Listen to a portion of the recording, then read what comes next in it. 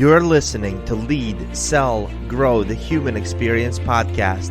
I am your host, Eric Konovalov, and I believe that we can achieve everything we want if we take our leadership, sales ability, and personal growth to a higher level. On this show, we share ideas on how to break through our invisible boundaries, start taking steps towards our dreams, and create the life we desire. I invite you to open your mind to new possibilities, new ideas, and to the truth that everything you want is possible for you. Thank you for being here and welcome to the show. Hey everyone, welcome back to another episode of Lead, Sell, Grow the Human Experience podcast. Thank you guys for joining in. And if you want to leave a comment or ask any questions after this episode, head on over to Facebook, Lead, Sell, Grow the Human Experience Mastermind. I want to hear what you thought of my guest today. Now, he's not just any guest. This guy is super special. And let me ask you this. Do you know anyone that's ever worked with Sir Elton John or Elon Musk? Someone who sent people to see the wreck of the Titanic on the seabed, or closed museums in Florence for a private dinner party and then had Andrea Bocelli serenade them while they ate their pasta. Well, you're about to get to know someone like that. Quoted as the real-life Wizard of Oz by Forbes and Entrepreneur magazine, Steve Sims is a best-selling author of BLUEFISHING, one of my favorite books. The Art of Making Things Happen, sought-after coach, top 30 rated speaker in the U.S. after keynoting at a variety of networking groups, associations, as well as the Pentagon and Harvard. Super excited to have Steve here because he's going to talk a little bit to us about a new book he's got coming out, which is called Go for Stupid. Steve, welcome to the show. Thanks for having me. Oh my gosh. All right. So people look at you now, you're hanging out with with the who's of the world. Sir Richard Branson. I'm hanging out with you. Guys like me. Yeah. It takes a lot, right? But I read your book. And I got a chance to meet you in Texas a little bit. And the guy you are today, most people would look at you and say, oh, this guy, he's probably had some connections growing up. They kind of made the intros. You can't get to where Steve is if you came from a place like I grew up from nothing. And then you read your book. So before we get into all the cool stuff you do today, could you just share a little bit about your history, how you grew up, about your dad, about where you started? It's nothing special. In fact, I've always said that it's the exact same as every other entrepreneur on the planet. I grew up aggravated, pissed off, and confused. I left school at the age of 15. My parents had a construction firm, so that's where they told me that I had to be. And I just thought, is this it? Is there something better? Surely there's got to be something better than just getting wet and shit on a daily basis. And so I went out to find out about it. And I wanted to have a conversation with someone that had money, because I would sit in the pub with all my biker mates and they were all broke. So was I. So I wanted to get into a room where everyone was not broke and go, hey, how do you do this? How do you view business? How do you view relationships? The daft thing is I tried every single job that would have me circling around this kind of affluence, yacht charters, jet charters, security guard, stockbroker, all of these different things. And I failed at all of them until I became the doorman of a nightclub. And then I suddenly started getting an MBA on human psychology, human body language. And I started to help these people. Yeah, hey, I know you like to go out late at night. There's another club opening up. Do you want me to see if I can get you on the guest list? Hey, there's a private party coming up around the corner on Thursday. Do you want me to see if I can get you on the guest? And I would do that purely and simply to have a conversation with someone more wealthy than me, so I could go, hey, Jim, did you like the party? Oh, I've been meaning to ask you, how come you're so rich and I'm not? and that was it. Now, you've met me, so I'm not warm and fluffy. I'm not, I don't lack being forward. So I'm just very blunt. If I don't like something, I don't like that. If I love something, I'm not shy on saying what I think. When I was younger, this was worse, so No way. Yeah, I know. So I'm riding around on a motorbike. I've got no money. I've got no, I don't know, class, substance, whatever.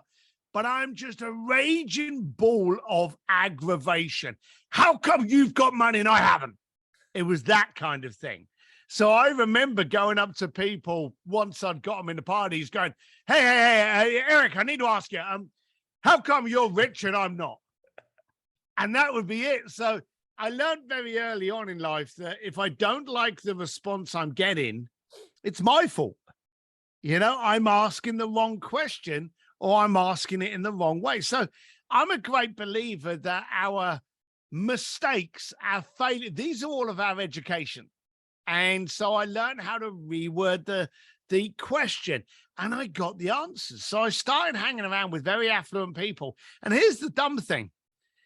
I never wanted to hang around with Elton John.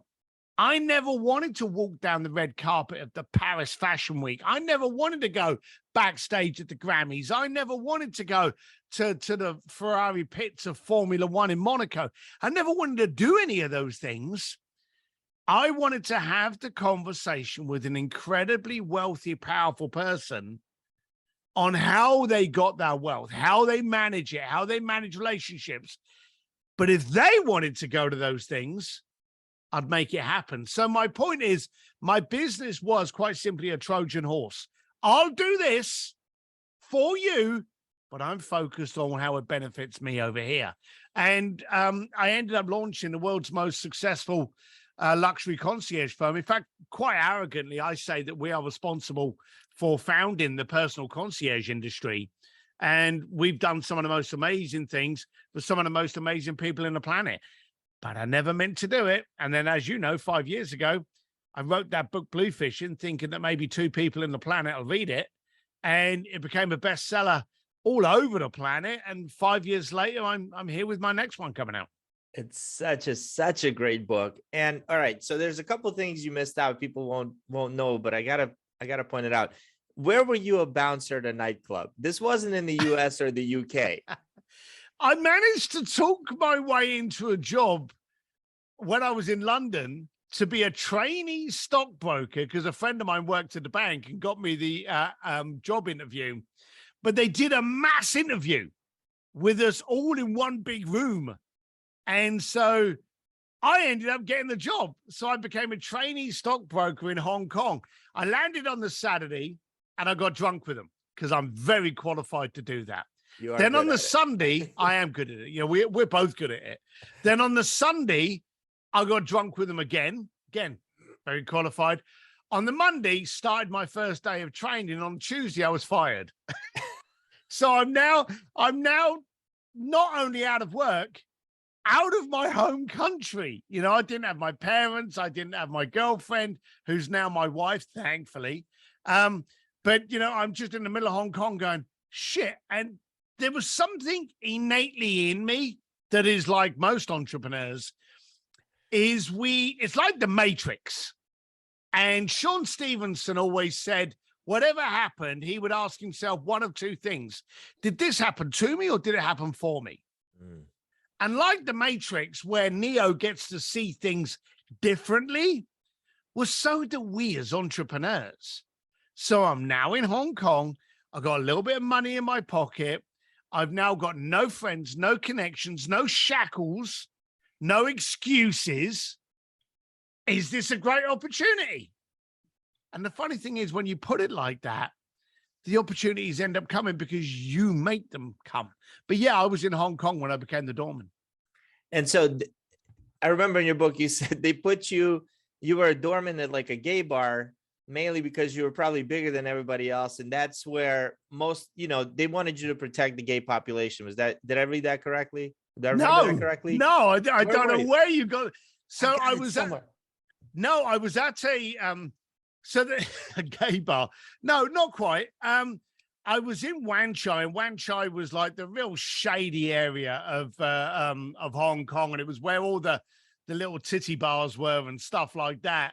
And I remember one night having no money, sitting out on the patio, drinking my whiskey. And my plan for that night was because I literally had run out of money. I'd run out of money that afternoon. And my plan, very intelligent, was to get myself drunk, leap over the railings of the patio and run away. and not pay my bar tab. And if they caught up with me, all right, we're going to roll around and, we'll see who wins. And that was my massive, wonderful plan for that evening. And this lady came up to me, and she was the owner of the bar. And she went, your people, I apologize about the accent, but she was like, hey, your people are inside. And if you don't sort them out, then my people will.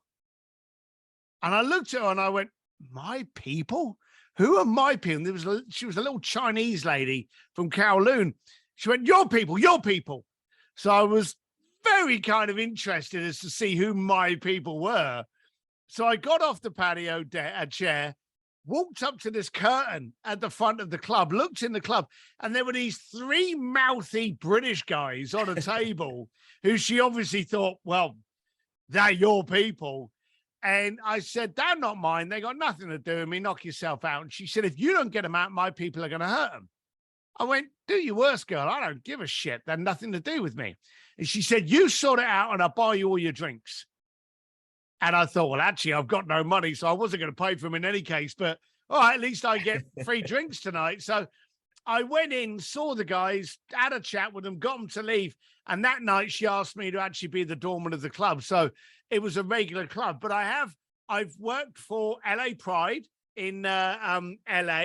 In fact, I was even featured in Out and Genre magazine. So I've worked a wide cross spread of people, but this may be where you're getting it.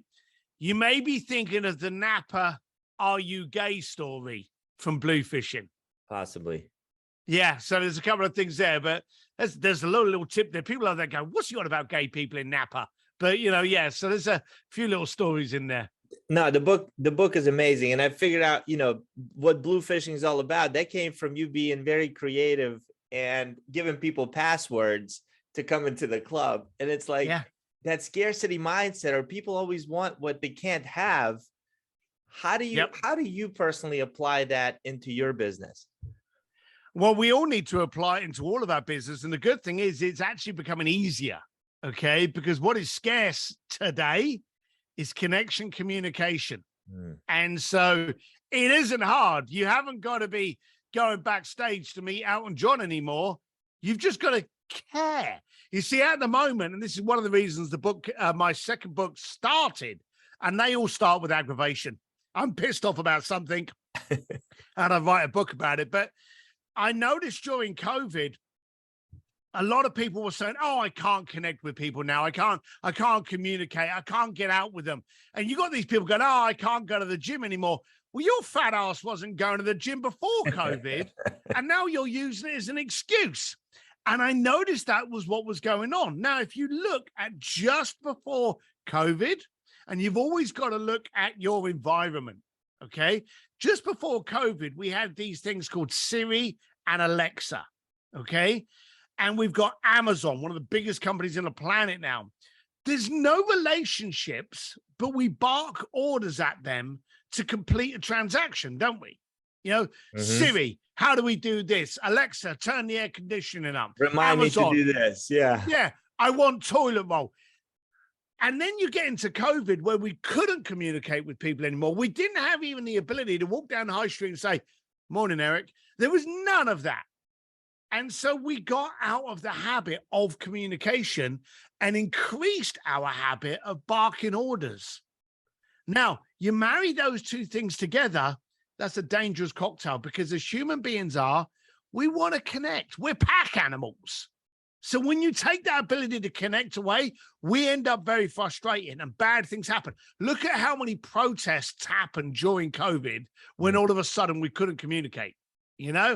That's a byproduct of the fact that we were getting really bad at it.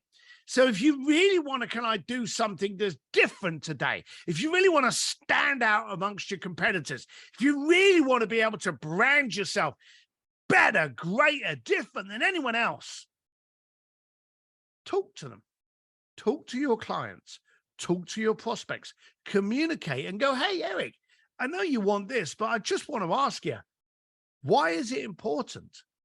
Why do you want to do that? Why don't we do this? Have you thought about doing this? You see, if you think you have a relationship with Amazon, for a start, you're an idiot. But secondly, Phone up Amazon and go, hey, I need new toilet roll and I don't know what brand to use. Who are you going to phone? Because it doesn't happen. But today, being able to stand out as different starts by just showing you care. My God, anyone can do that.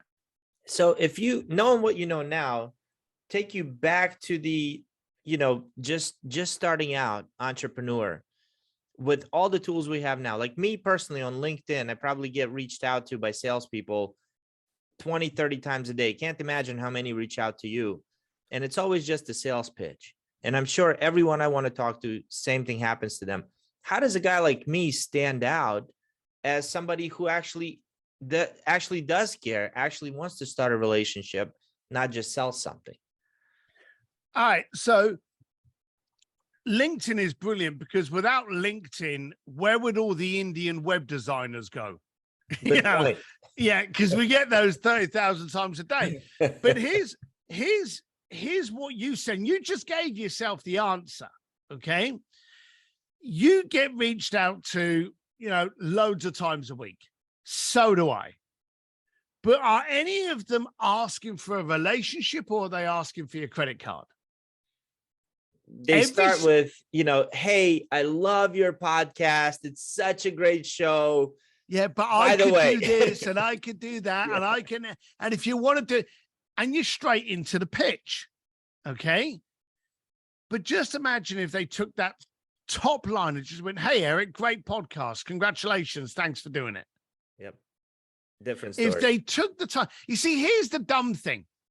Even as bad as we are when we're young, we have this thing that triggers in us that we need to date, don't we? We start getting up, hair starts getting on bits, and we go, right, we got to get a girlfriend or a boyfriend. We got to start dating. And it's embarrassing. And we walk up to the young lady or something, we're like, hello. Hello. And then we run it. It's terrible. Okay. But what if we walked up to her and we went, hey, get your coat, let's have sex. Now, as good looking as we both are, and there's sadly maybe women out there that would work for, we're more than likely going to get a punch in the nose or probably arrested. Okay. But isn't that what LinkedIn reach out to doing every single day? Every day.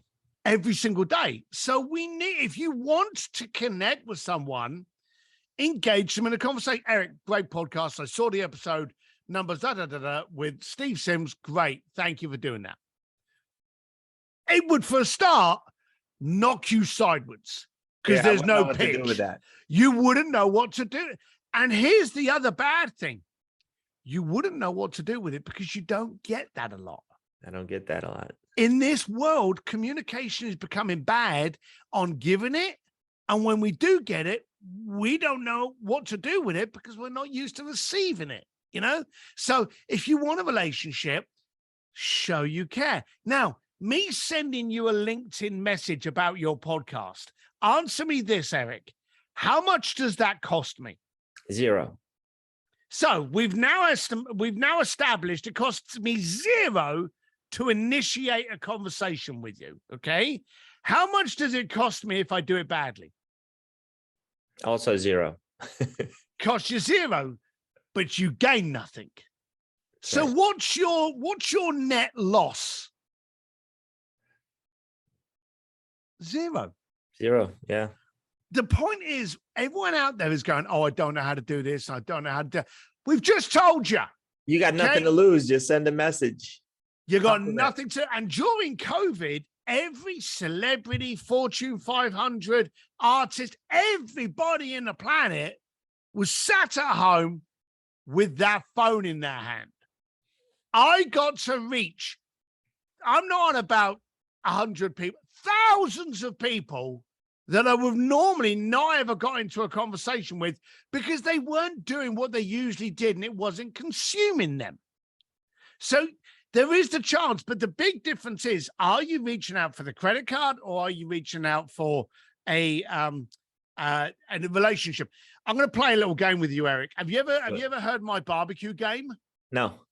Right. Okay.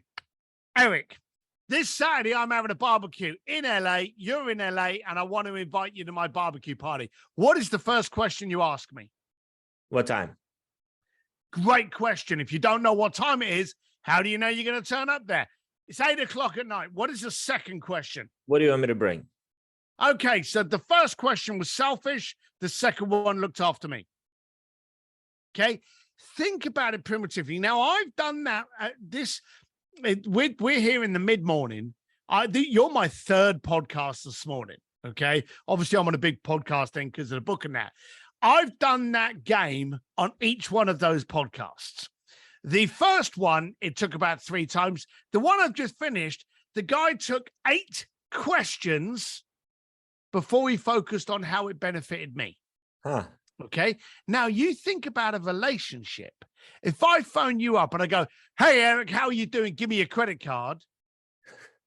That's the same as you going, hey, Steve, I'm coming to your barbecue. What time is it? What do I wear? Who's going to be there? Can I take photographs? Can I bring a mate? These are all questions that help you. They're not helping me. But if you show up on your first question, you go, hey, Eric, how you doing? What can I bring to your party? How can I help you? I know you've got a podcast.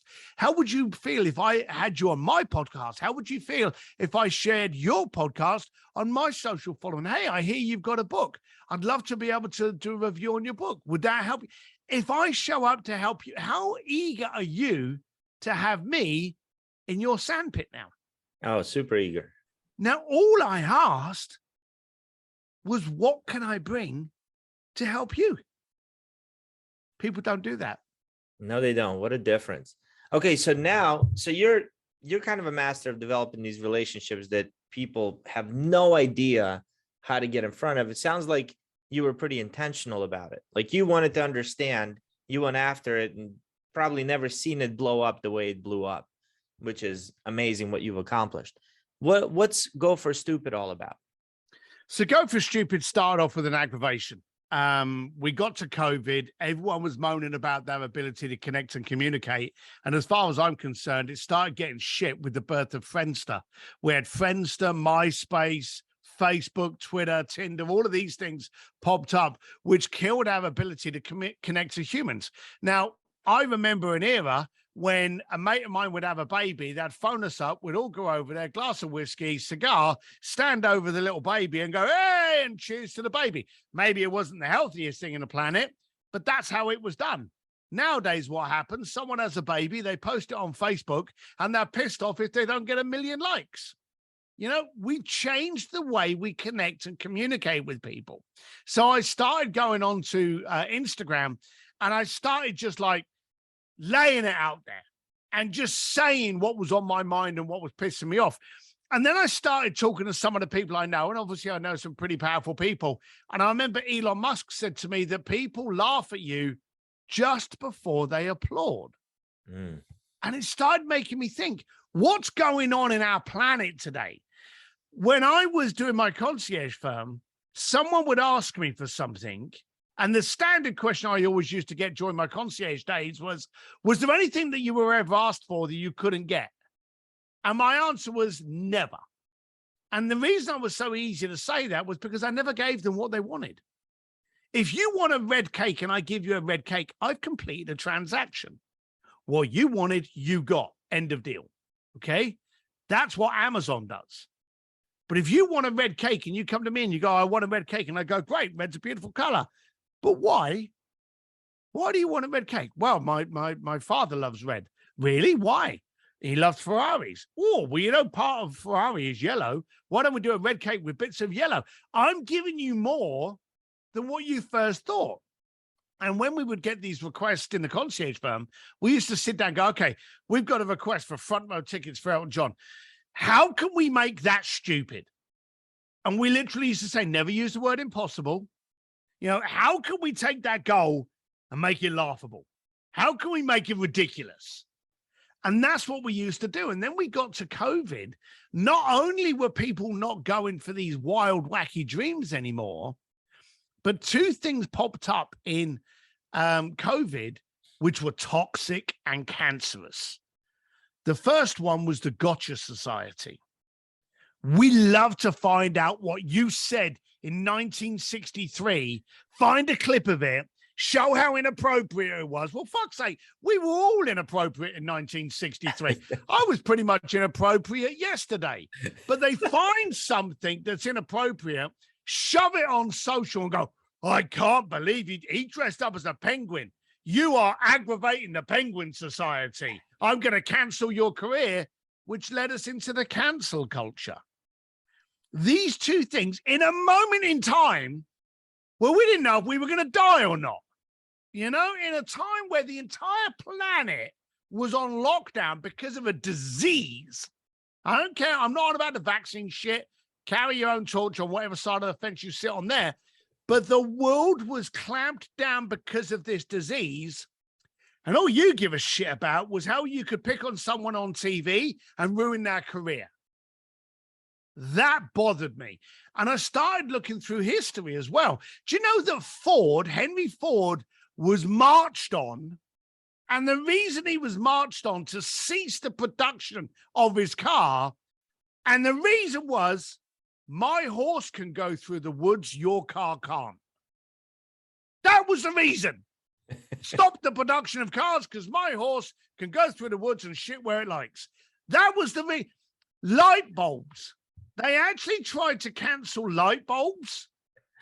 The Candle Society tried to cancel light bulbs. Guess what reason was? They were dangerous. Don't think the Great Fire of London or Boston or Venice or anywhere else in the planet was ignited by light bulbs. Nope. So I went through this book and I suddenly realized we're our biggest problem. We're the ones that are holding us back. All of the people we look up to, Larry Page, Google, Elon Musk, Tesla, Steve Jobs, they had stupid, ostentatious goals and dreams. Walt Disney, they didn't care about those people laughing at them. They went for it. And so I noticed that this was a common thread that got worse through COVID. I wanted to put a book together that not only showed you how the people that you revere today are going for stupid goals, but how you can, and how you can increase your standards above where they are today and have people dream and desire to meet them rather than you diluting yours.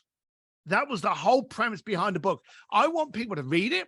I wanted to piss you off so that you'll go, hang on a minute. Why should I jeer someone? Why should I point and laugh? Why don't I support them? If someone gets a brand new car, good for you. You work your tits off to get a good car. Congratulations. I'm not going to be the person there going, yeah, look at you, 50-year-old with a sports car, probably got a small winky. Why do we do that? It's making a very bad society.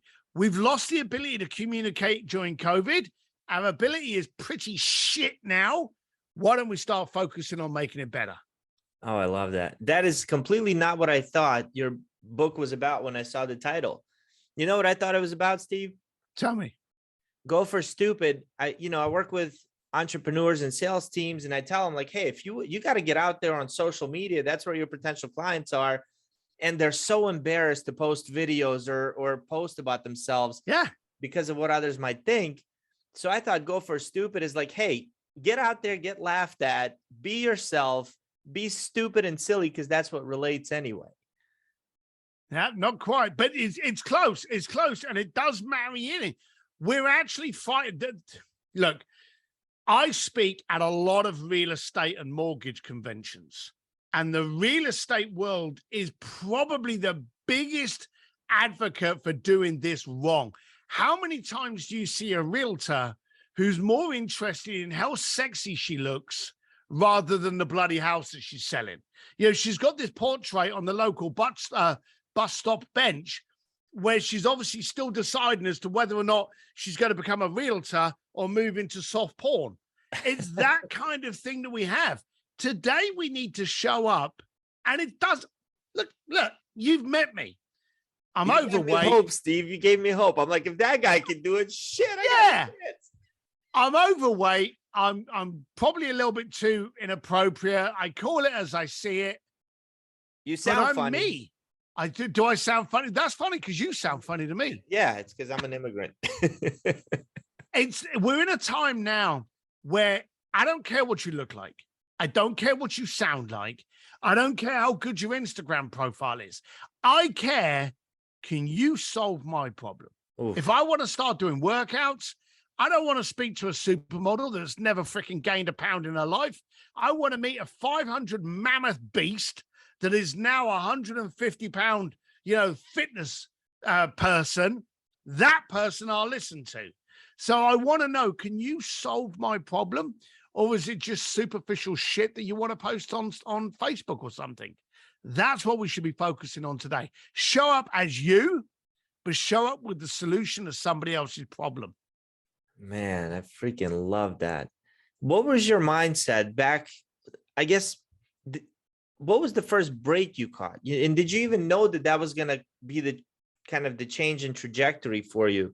Like, who's the first person you got to help that kind of opened doors for everything else? Are you able to share that? I don't think that was my first.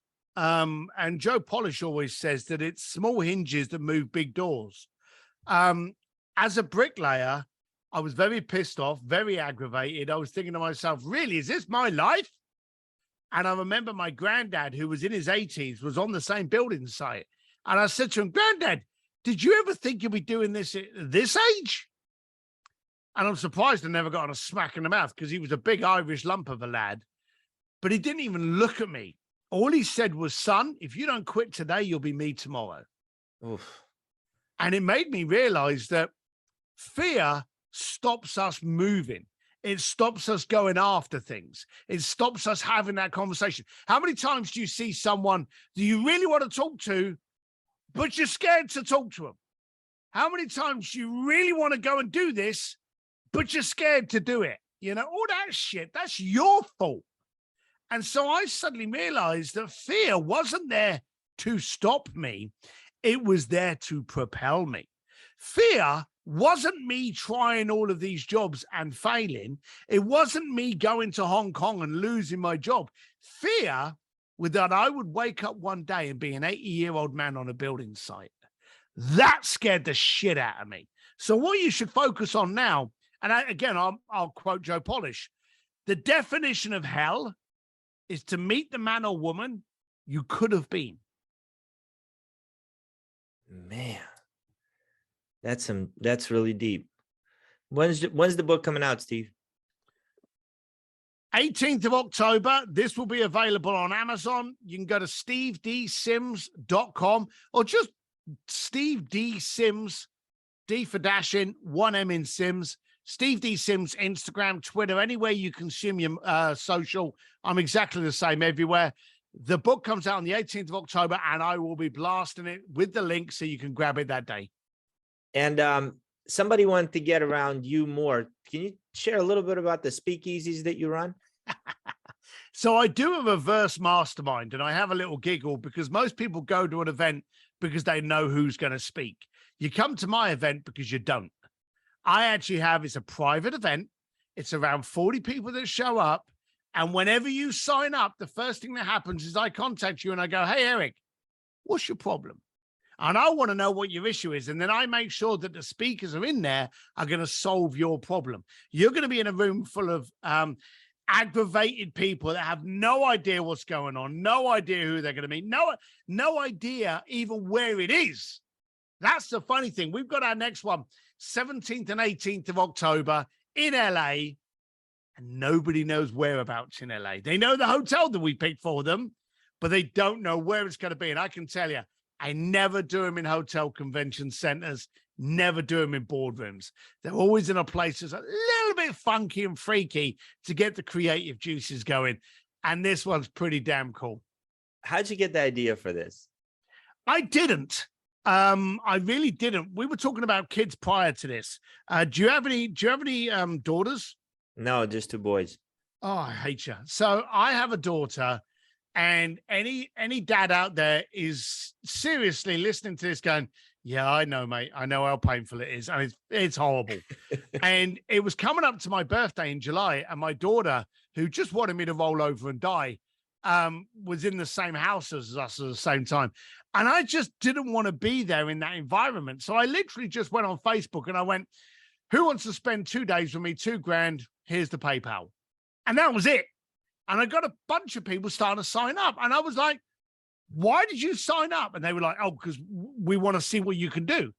And I remember saying to them, well, what's your problem? Thinking, or jokingly going, are you nuts?